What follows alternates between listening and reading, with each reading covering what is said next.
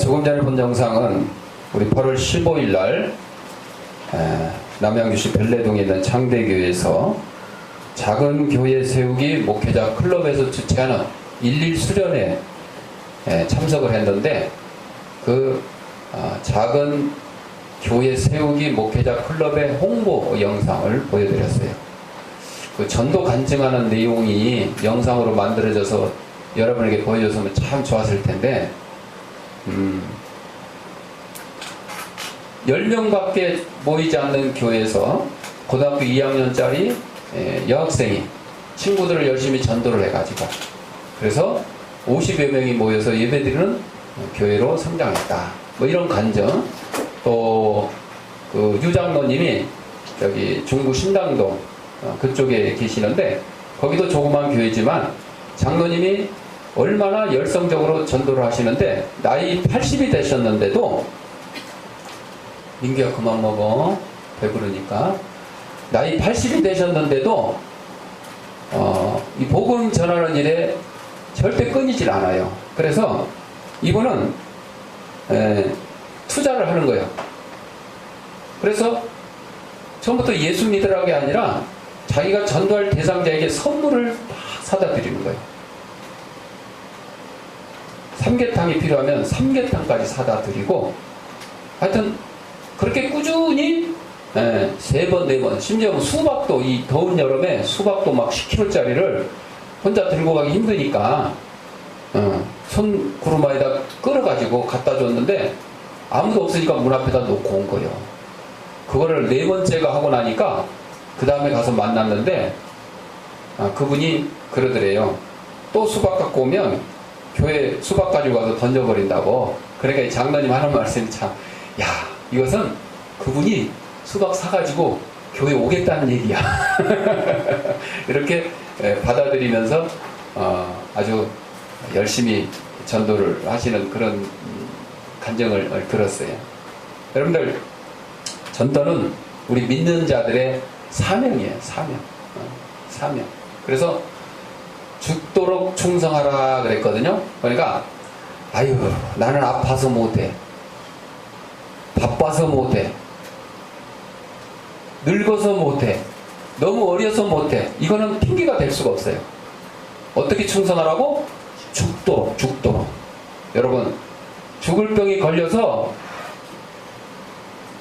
병원 침대에 누워있어도 병문안 온 사람들 위해서 기도하고 전도를 해야 되는 거예요. 전도. 어린아이는 어린아이대로 전도를 해야 되는 거예요. 어떻게? 가족들을 위해서 기도하고. 우리 수연이 있지만 오늘 가족 모임 뭐 돈가스 클럽 간다고 어쩌고 저쩌고 했는데, 자기는 찬양대도 해야 되고 기도도 해야 되고, 그러니까 그 먹고 싶은 돈가스지만 포기하고 온 거예요. 예. 오빠는 포기를 못해서 비만 가족인가봐 포기를 못해서 그랬는데, 사모님이 수연이 돈가스 하나 만들어줘야 돼. 예. 그러니까 오다가 그 얘기했더니, 아유 사모님 힘들게 막 그 얘기를 하는 거예요. 그래도 수연이 위해서는 돈가스를 하나 해줘야 될 것 같아. 예. 자, 그래서 어려도 이런 믿음을 가지고 있어야 돼요. 그렇잖아요. 가족 모임이 가서 맛있는 거 먹는 게 중요한 게 아니라, 한 가족이 하나님 앞에 나와서 예배 드리는 게 진정한 가족 모임이다. 이거를 수연이가 이제 계속 기도하고 전도하면 그렇게 될 것이에요. 또 나이 드신 분들도 마찬가지예요. 내가 이 나이에 늙어서 뭐 전도를 하냐? 아니에요. 저번에 성경 필사도 했지만은, 지금도 쓰고 있지만은, 나이 90 넘은 권사님도 쓰고 있어요. 눈도 침침하고 팔에 힘도 없고. 그렇지만 더 귀한 것이 뭐예요? 전도예요. 복음 전하는 거예요. 전하는 이가 없이 어찌 들으리요? 여러분, 우리나라에 130여 년 전에 기독교가 들어왔고, 천주교는 그 전에 들어왔습니다만, 누군가 와서 전했기 때문에 우리가 복음을 받아들이고 이 자리에 모여서 예배 드릴 수 있게 된 거예요. 그러니 여러분들, 제가 뭐 설교 1시간 하고 2시간 하고 중요한 게 아니고 여러분들이 스스로 하나님 앞에 결심해야 돼요. 최소한 내가 1년에 한 명은 전도해야 되겠다. 여러분,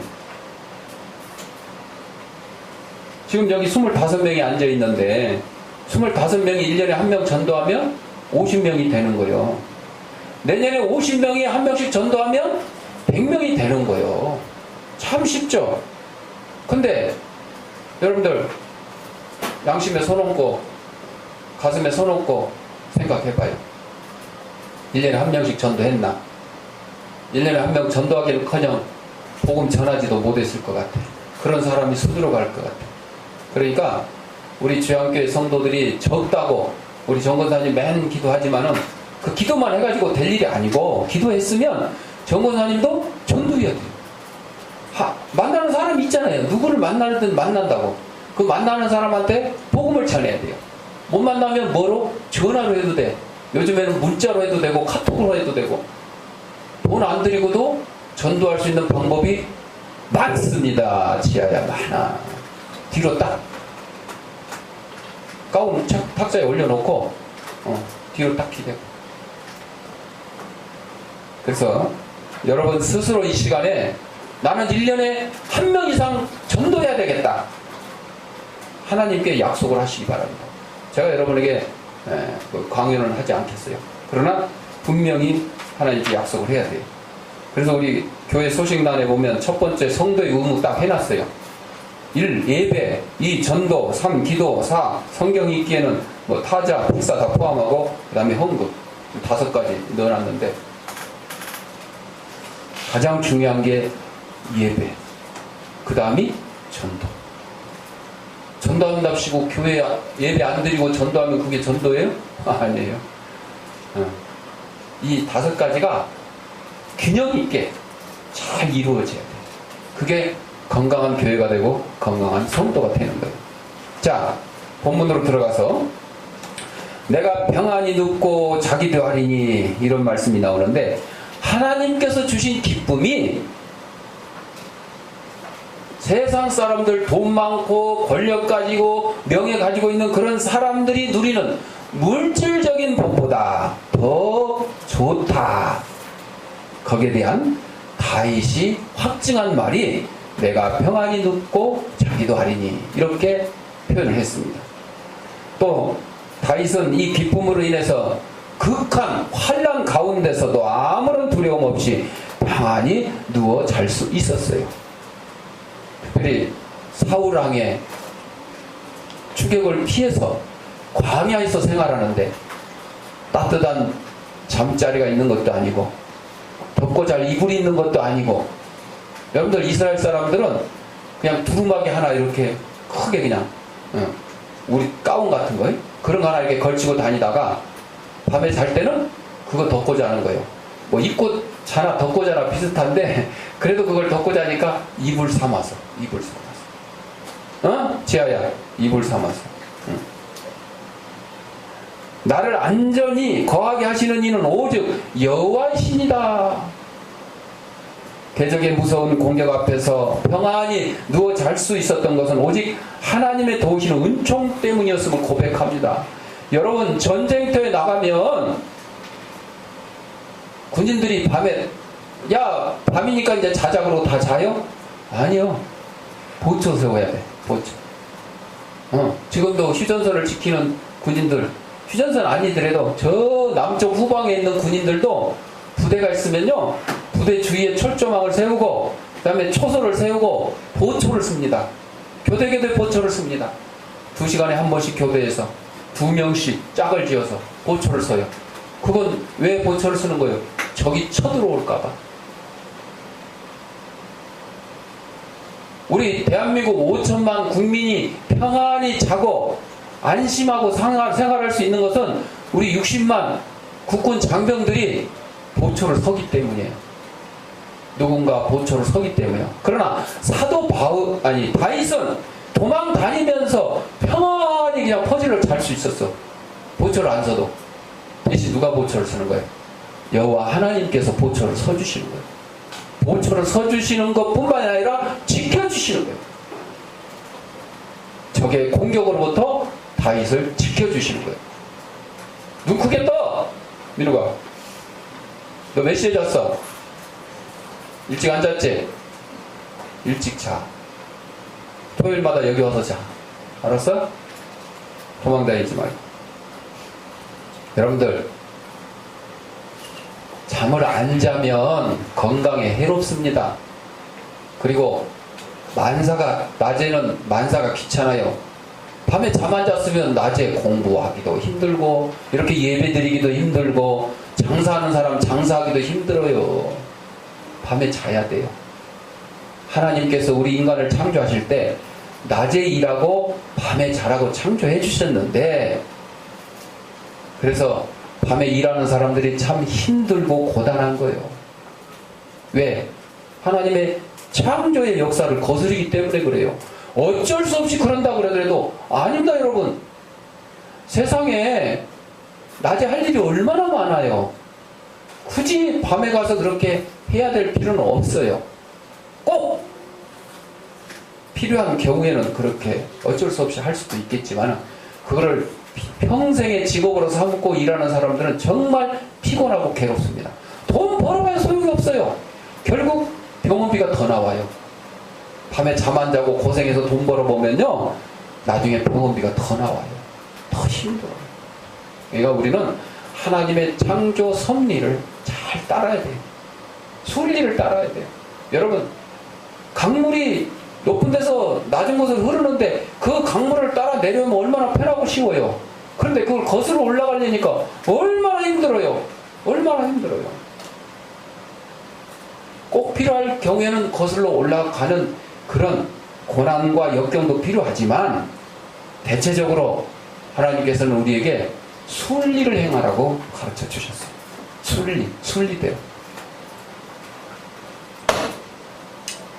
자, 나를 안전히 거하게 하시는 이는 오직 여호와시니이다. 하나님의 은총 때문에 평안히 지낼 수 있다.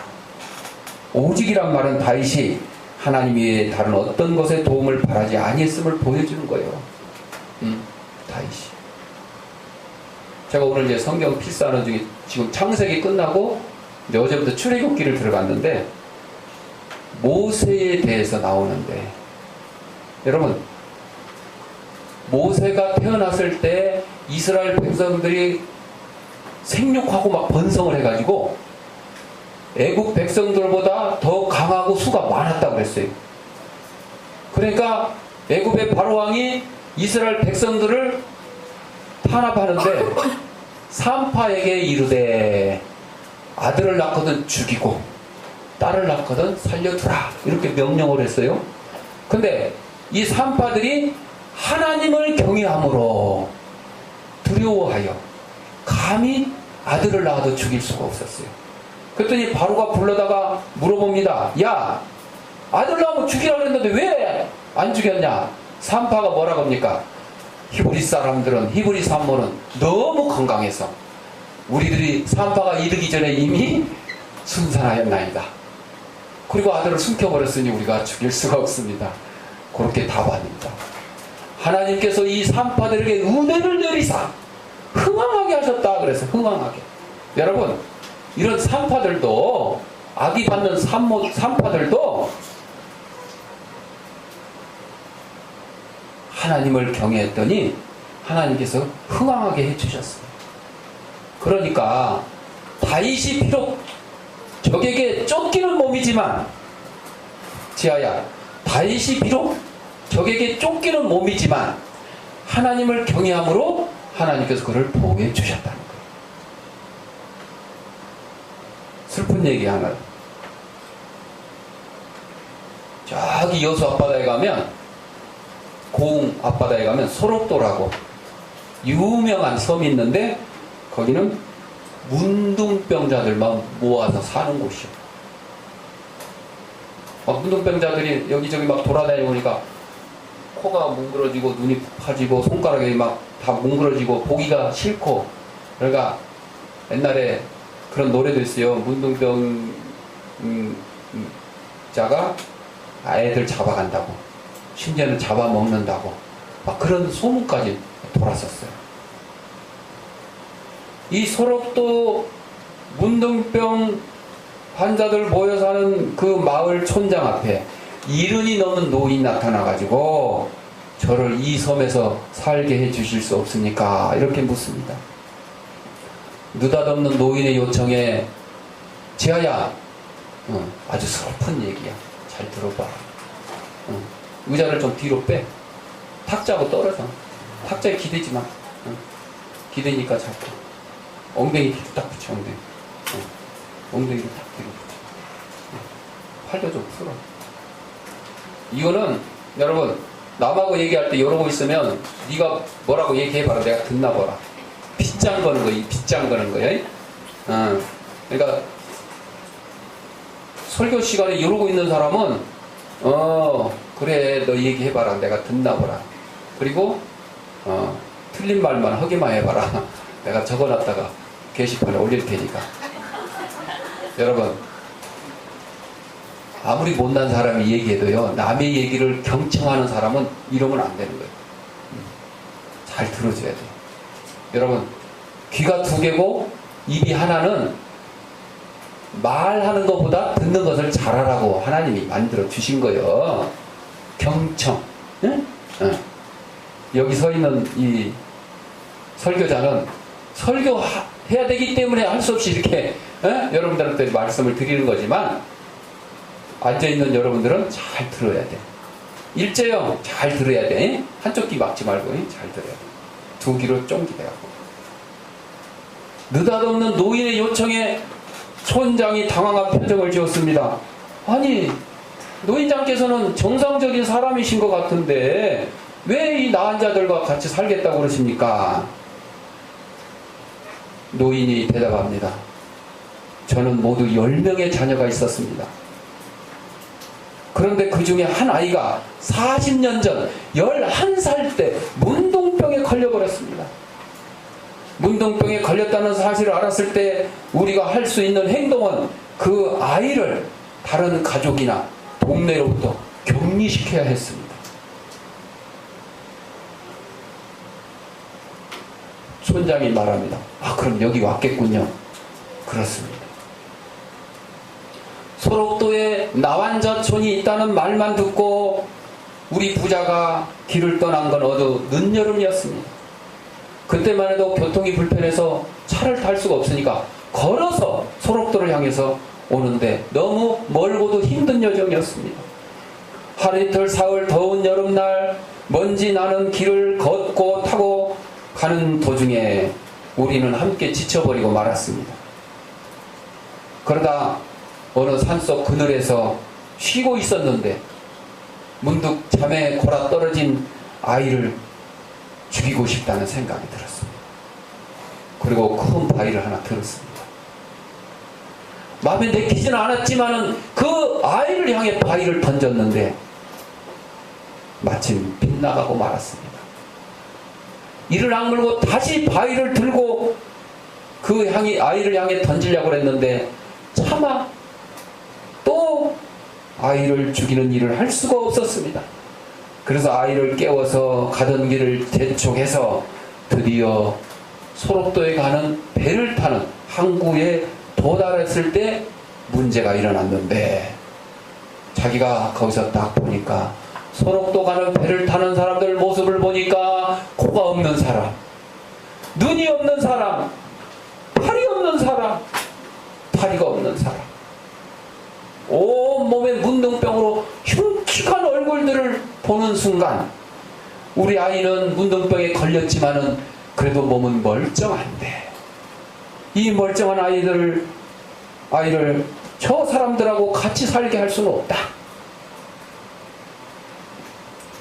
그래서 멈칫거리다가 소록도로 가는 배를 놓쳐버리고 말았습니다.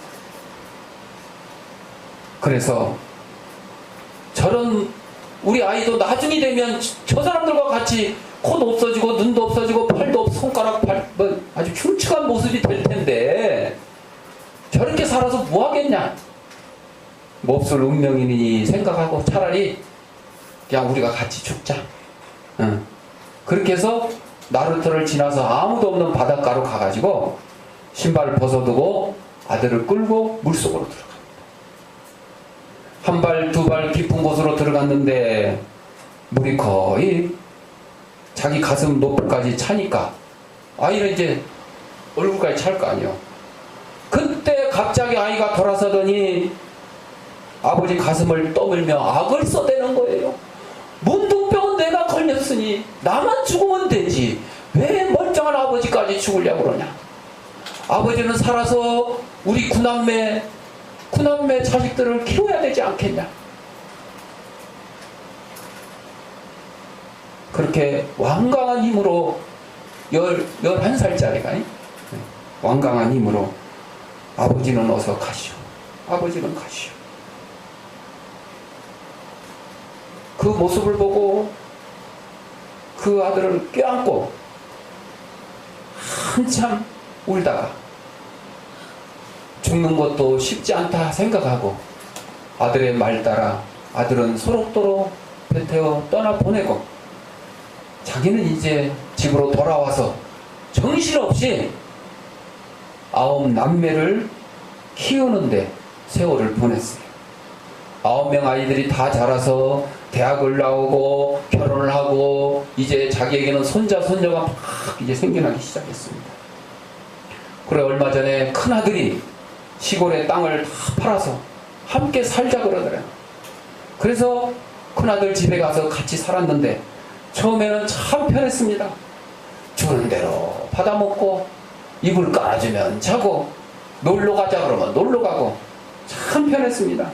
가끔씩 죽은 마누라가 생각났지만은 얼마 동안 편했는데 그러나 시간이 지나면 지날수록 아들 부부의 눈치가 보이기 시작합니다.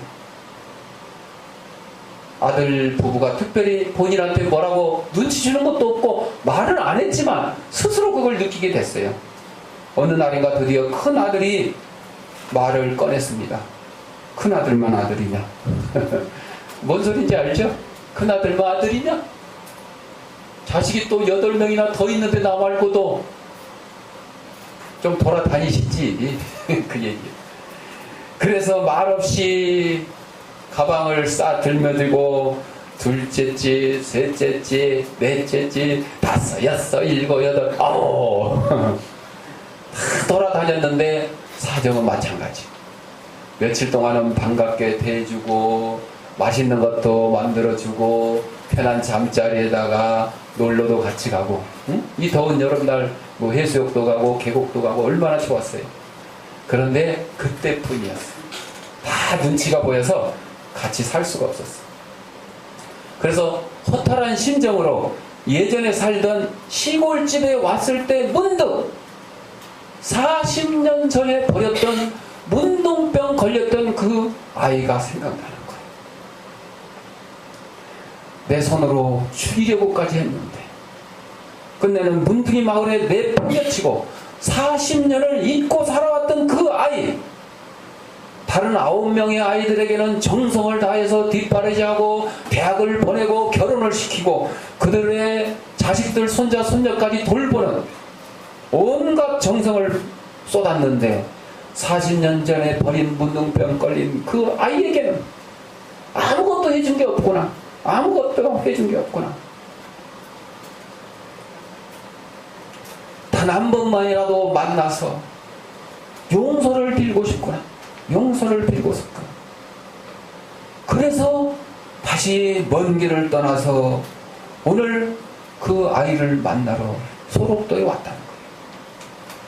소록도에 와서 그 아이를 찾아보니까 40년이 지났으니까 11살짜리가 몇 살 됐어? 51. 지아야 몇 살 됐다고? 11 더하기 40 못해? 51 됐대. 오늘 만나보고 보니 이미 11살짜리 아이가 아니었어요. 나이가 51세가 됐는데 그동안 그 문둥병으로 인해서 모습이 아주 흉측해져 가지고 이른 놈은 아버지보다 더 늙어 보이더라는 거예요. 그런데 눈빛만 그 11살짜리 예전과 다름없이 투명하고 맑은 그 아들이 울면서 자기를 반기더라는 거. 울면서 아버지, 아버지. 그는 아버지를 껴안으며 이렇게 말했습니다. 아버지를 한시도 잊은 적이 없습니다. 한시도 잊은 적이 없습니다. 아버지를 다시 만나게 해달라고 40년이나 기도해 왔는데 이제서야 기도가 응답되었군요. 이제 아버지 저와 함께 살아. 저와 함께 살아. 아버지는 흐르는 눈물을 닦을 여유도 없이 물었습니다. 어째서 이 못난 내비를 기다렸냐? 자식이 문둥병에 걸렸다고 죽이려고까지 하고 무장하게 내다 버린 채 40년 동안 한 번도 찾지 않은 이 예비를 어째서 원망하고 저주해도 모자랄 텐데 기다렸냐? 그러자 아들은 이렇게 말하는 것이었습니다. 여기 와서 예수님을 믿게 되었는데 그 이후로 모든 것을 용서하게 되었노라고. 예수님의 사랑이 비참한 운명까지 감사하게 만들었노라고. 그러면서 그는 다시 한번 자기의 기도가 응답된 것에 감사하는 것이었습니다. 그때 이 아버지가 깨달았습니다. 나의 힘으로 온갖 정성을 쏟아 키운 그 9의 화초보다 쓸모없다고 내다버린 이 화초가 더 싱싱하고 푸르게 자라고 있었다는 것을, 예수 그리스도 그분이 누구인지는 나는 모르지만은 내 아들을 변화시킨 분이라면 나 또한 마음을 다해 받아들이겠다고 다짐했습니다. 촌장님, 이제 내 아들은 병이 완쾌되어 여기 나한자촌에 살고 있습니다. 그 애는 내가 여기 와서 함께 살아주기를 간절히 원하고 있습니다. 그 애와 며느리 그리고 그의 아이들을 보는 순간 나의 바람은 결코 거짓이 아니라는 걸 깨달았습니다. 그들의 눈빛에는 지금껏 내가 구경도 못했던 그 무엇이 들어있었습니다. 나는 그에게 잃어버린 40년의 세월을 보상해 줘야 합니다. 함께 있어주는 것만으로 그에게 도움이 된다면 나는 기꺼이 나의 남은 일생을 그 아이와 함께 할 것입니다. 그러니 촌장님, 저를 여기에서 살게 해주십시오. 이 얘기는 이렇게 끝이 났어요. 제가 이메일로 이걸 받았는데 읽어보면 볼수록 눈물이 나서 견딜 수가 없어요. 여러분, 오늘 말씀의 제목이 평안의 길이라 그랬는데 10명의 자녀 중에 한 명의 문둥병 자녀 때문에 오히려 속을 끓이고 괴로워했던 그분이 그 문둥병 자녀가 만난 예수 때문에 평안한 일생을 마칠 수 있게 된 계기가 됩니다. 계기가. 우리는 흔히 평안에 대한 개념을 고유하고 안정된 상태로 인식하기가 쉽습니다. 그러나 본문에서 보는 것처럼 성경에 나타난 평안의 뜻에는 번영이라는 활성적이며 적극적인 의미도 포함되고 있습니다. 번영이 결여된 안정은 평안이 아니라 단순한 정체일 뿐입니다. 참된 평안은 부흥과 번영의 기반 위에서 조성될 수 있는 것입니다. 여러분, 이 대한민국이 한반도가 남북으로 갈라져 가지고 진정한 평화가 없다고 합니다. 그런데 여러분, 남북이 무조건 하나 되는 것이 진정한 평화입니까? 아닙니다. 저 북한 땅에 평화가 있습니까? 없습니다. 동포들은 말할 것도 없고 그들을 다스리는 김정은과 그 추종자들조차도 그들의 심령에는 진정한 평안이 없습니다. 북한 공산 정권이 언제 무너질지 자기들도 예측을 할 수가 없습니다. 시한폭탄을 끌어안고 사는 그런 형상이기 때문입니다. 대한민국에는 많은 사람들이 남북이 통일만 되면 진정한 평화와 평안이 이 땅에 올 것이라고 생각하는 사람들이 있습니다. 그러나 여러분, 진정한 자유와 평화와 평안은 힘이 있어야 되는 거예요. 힘이 있어야 돼요. 힘이 없으면 공산당의 침략에 6.25 사변을 당한 것 같이, 일제 침략에 우리나라가 35년에 일제 치하에 살았던 것처럼 그 외에 많은 외세 침략을 받아서 우리 한반도가 평화를 잃어버렸던 그런 것처럼 힘이 있어야 돼요. 경제적으로도 강성해야 되고 군사적으로도 강성을 해야 됩니다. 그래서 참된 평안을 가져오는 번영을 누리려면 불법이나 편법을 행해서는 안 되는 것입니다. 시편 37편 9절에 대저 행하가는 자는 끊어질 것이나 여호와를 기대하는 자는 땅을 차지하리로다. 시편 1편 1절에 복 있는 사람은 악인의 길을 쫓지 아니하며 죄인의 길에 서지 아니하며 오만한 자의 자리에 앉지 아니하는 자라고 말했습니다. 이와 같은 사람만이 그 행사가 형통하리라고 시편 기자가 노래하고 있는 것입니다. 남의 것을 빼앗고 남을 밀어내고 속여서 번영하겠다는 생각은 사탄에게서 나온 생각인 것입니다. 그와 같은 의식으로는 일시적인 번영을 이룰 수는 있겠죠. 그러나 그 결과로 평안은 얻지 못하고 더욱 혼란과 다툼을 초래하게 될 것입니다. 참된 번영과 평안은 오직 의와 공의로서 얻어질 수 있는 하나님의 복인 것입니다. 그러므로 참된 평안을 원하는 사람은 이웃과 공존하려는 화평의 의식을 지녀야 되는 것입니다. 이에 대해서 잠언 17장 1절에 마른 떡 한 조각만 있고도 화목하는 것이 육선이 고기와 생선이 집에 가득하고 다투는 것보다 나으니라고 교훈하고 있습니다. 또 갈라디아서 5장 15절에 만일 서로 물고 먹으면 피차 멸망하게 될 것이라고 가르치셨습니다. 이웃과 공존 없이 정상적인 번영과 평화는 불가능합니다. 자신만 생각하는 이기적인 사고방식으로 인해서 번영하고 발전할 수 있는데도 오히려 손해보고 쇠퇴하는 것을 우리 주위에서 보게 되는 것입니다. 이순신 장군도 명량해전에서 얘기했죠.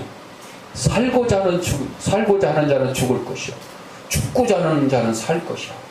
죽음을 각오하고 나가서 싸우는 자만이 승리할 수 있다고 병사들을 독려했습니다.